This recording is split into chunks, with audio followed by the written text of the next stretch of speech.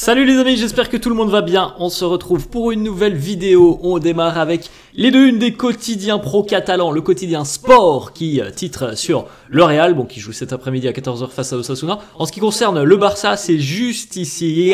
Hay acuerdo total entre Barça et Nike. On va en parler dans quelques instants puisque c'est une information très importante. On enchaîne la une Mundo Deportivo, Meteorico Casado. Quelle performance exceptionnelle de Marc Casado après 3 mois avec le Barça là sur ce début de saison où il est tout simplement exceptionnel. Eh bien, il est déjà appelé par Luis de la Fuente, le sélectionneur de l'Espagne. C'est amplement mérité au vu des prestations du jeune joueur qui sont véritablement exceptionnelles. Je pense que personne ne s'attendait à avoir un joueur avec une telle qualité et une telle importance en l'espace de 3 mois du côté du Barça et surtout en ce début de saison où il est véritablement sur une autre planète. C'est véritablement incroyable pour lui déjà d'être appelé avec la sélection espagnole. Voilà la liste des joueurs retenus par Luis de la Fuente pour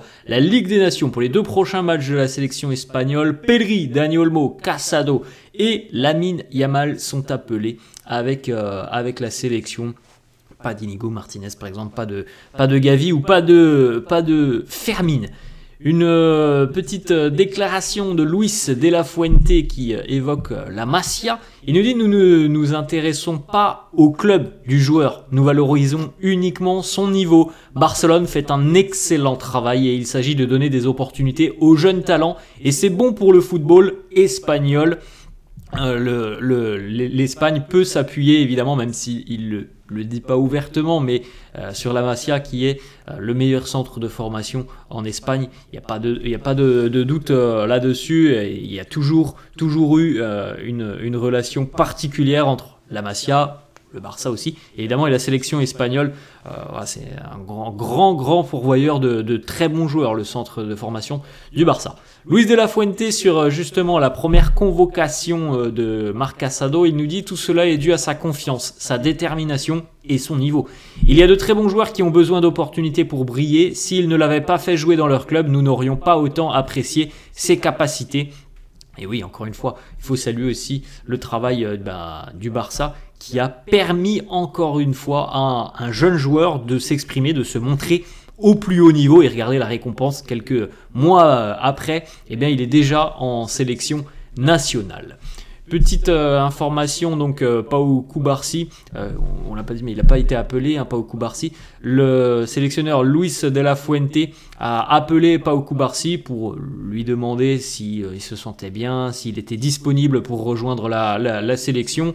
Cubarsí a annoncé que oui, tout allait bien pour lui, mais c'est une décision de Luis de la Fuente de ne pas appeler Pau Cubarsí pour ne prendre aucun risque. Bon, c'est quand même une bonne nouvelle pour le Barça, parce que ça aurait été évidemment un petit peu inquiétant s'il avait joué avec l'Espagne de le voir au duel. Alors on verra, peut-être qu'il jouera demain, mais ça aurait été évidemment un petit peu inquiétant de le voir au duel sur certains matchs avec la sélection. Tant mieux, il reste à Barcelone. Il va pouvoir se reposer entre guillemets pendant une quinzaine de jours. Petite information, donc pour le moment on ne sait toujours pas, et d'ailleurs le groupe du Barça n'est pas sorti, on ne sait pas s'il pourra jouer demain, mais on s'attend à ce qu'il soit inclus dans le groupe d'Hansi Flick, donc face à la Real Sociedad, et il pourrait avoir un masque spécial Pau Cubarsí demain. À l'époque, on avait le masque de Carles Puyol, dont on avait parlé un petit peu hier, puisque Carles Puyol aussi, lui, avait eu une photo assez iconique où il y avait pas mal de sang. Et ben voilà, il pourrait avoir un masque spécial qui devrait être préparé pour demain. Il y a une session d'entraînement aujourd'hui. Si les sensations sont bonnes pour Cubarsí, il pourrait même démarrer la rencontre de demain. Bon, on verra tout ça dans le courant de la journée. Il y aura aussi la conférence de presse d'Hansi Flick qui nous donnera certainement beaucoup plus d'éléments.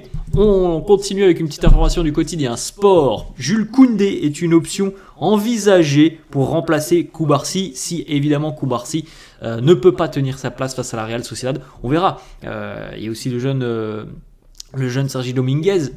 On verra quels seront les choix d'Hansi Flick. Il nous donnera peut-être des réponses en conférence de presse, mais il y a cette possibilité voilà, de décaler un petit peu Koundé, d'utiliser Fort aussi. Bon, on verra tout ça. On continue avec une grosse information, donc on l'a vu tout à l'heure sur la une du quotidien Sport. Alors ça concerne pas le terrain, mais c'est un volet très très important quand même pour le FC Barcelone, le volet financier. C'est que le Barça quand même depuis quelques années, c'était un petit peu la récession. Hein. Il n'y avait pas un budget illimité. Alors là, il y a quand même un gros coup de pouce puisque après des semaines et des semaines de mois même de discussions, de négociations, le Barça et Nike sont tombés d'accord, donc l'équipementier évidemment, sont tombés d'accord pour une prolongation du partenariat actuel entre l'équipe et l'équipementier qui pourrait donc lier le Barça et la marque à la virgule jusqu'en 2038. Donc c'est quand même un partenariat assez colossal avec une valeur totale jusqu'en 2038 d'1,7 milliard d'euros. Le club, donc le Barça, se prépare déjà à publier diverses déclarations et histoires pour préparer l'annonce de ce contrat historique. C'est certainement, on attendra l'officialisation, mais ça sera certainement le plus gros contrat de l'histoire d'un club de football avec un équipementier. Ça devrait se faire d'ici quelques jours, peut-être quelques semaines. Le Barça et Nike sont donc tombés d'accord avec déjà aussi une prime à la signature, 158 millions d'euros qui seront distribués sur 14 ans jusqu'en 2038. Approximativement, c'est un petit peu plus d'11 millions d'euros par saison. Voilà, c'est quand même assez colossal. Et puis les revenus pour le Barça sur les 14 prochaines saisons, les 158, c'est uniquement la prime à la signature du contrat, comme par exemple lorsqu'un joueur libre signe dans un club, il y a une prime à la signature. Là, c'est la prime à la signature, c'est 158 millions sur 14 ans, donc ça fait à peu près 11 millions par an. Et la valeur donc d'1,7 milliard dont on a parlé, ça fait grosso modo 127 millions d'euros annuels, donc au total 1,7 milliard en 2038. Donc c'est une information très importante évidemment pour les finances du FC Barcelone. On enchaîne avec quelques déclarations de Pau Victor qui nous dit Hansi Flick est très à cheval avec la ponctualité. S'il dit 11 heures sur le terrain d'entraînement, à 11 heures et 3 secondes, tu es en retard. Voilà, c'est la rigueur allemande. On a déjà vu certains joueurs qui l'ont appris à leurs dépens depuis quelques semaines. Jules Koundé, je crois que c'était avant le match face au FC Séville, me semble-t-il, que Jules Koundé était arrivé en retard lors d'une causerie. Il avait été mis sur le banc.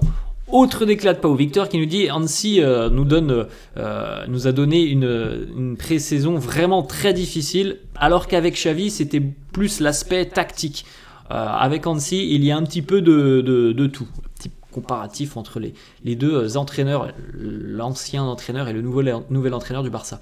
Pau Victor, où te vois-tu dans 5 années? Il nous dit j'espère être ici, à Barcelone. Autre déclaration de Pau Victor sur Lamine Yamal, il nous dit c'est le DJ dans le vestiaire.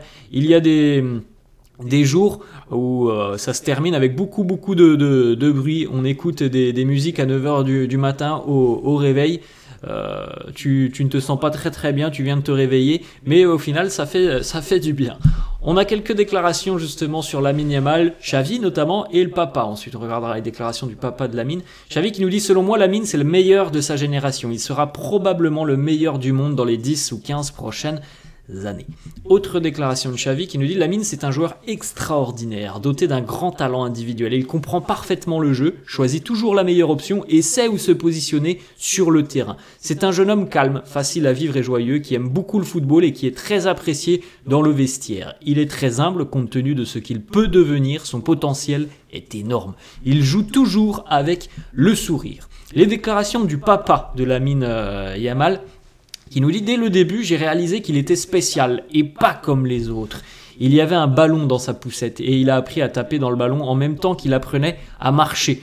Il pouvait esquiver les chiens. J'ai toujours cru en lui et je n'arrêtais pas de dire à mes amis qu'il deviendrait le meilleur joueur du monde.